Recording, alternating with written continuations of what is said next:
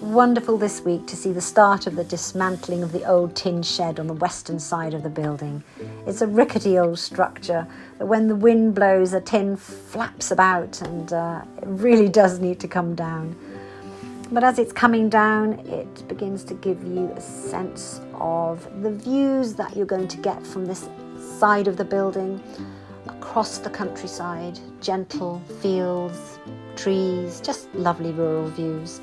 And in this structure, there's loads of timber that we'll reuse in the barns.